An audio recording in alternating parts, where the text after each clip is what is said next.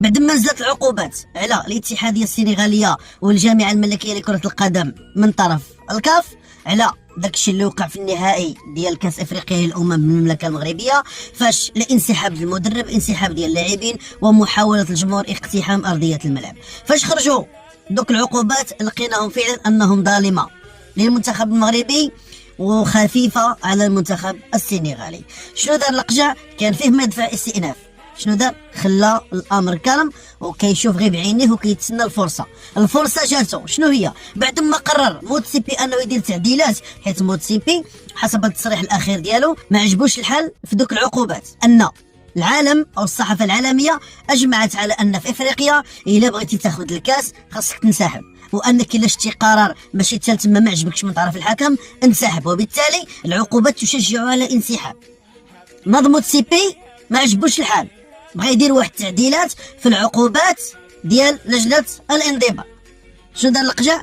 خلى حتى قد التعديلات، والقجع حط الملف ديال الاستئناف العقوبات.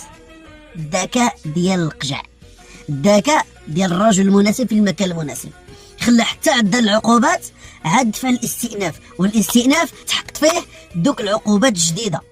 وبالتالي كنتسناو العقوبات اللي غتنزل على الاتحاديه السنغاليه. انا كنقول لكم ان القجع رجل المرحله غادي يوقف الند للند مع الكاف، وغادي يعاقبوا وغيندموا علاش خرج بدوك العقوبات ضد المملكه المغربيه، والعقوبات على السنغال اللي كانت متكافئه، مع العلم على ان السنغال هي السبب الرئيسي في تخريب النهائي ديال كاس افريقيا 2025. نتسناو الاستئناف عاوتاني شنو غادي يكون، والا ما كان والو غيكون طرق اخرى وغتكون تعامل واحد اخر من طرف السي القجع، وحقنا غنجيبوه ولو بعد سنين.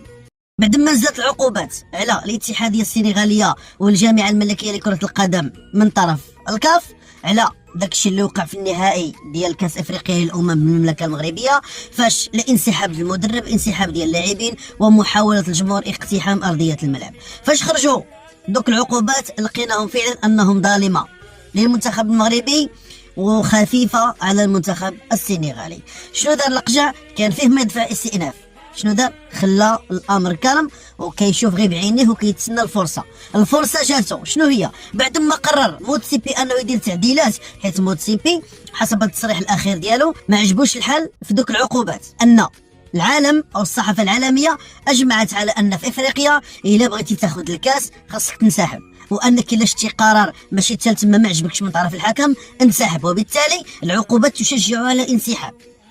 ناض موتسيبي ما عجبوش الحال، بغا يدير واحد التعديلات في العقوبات ديال لجنه الانضباط.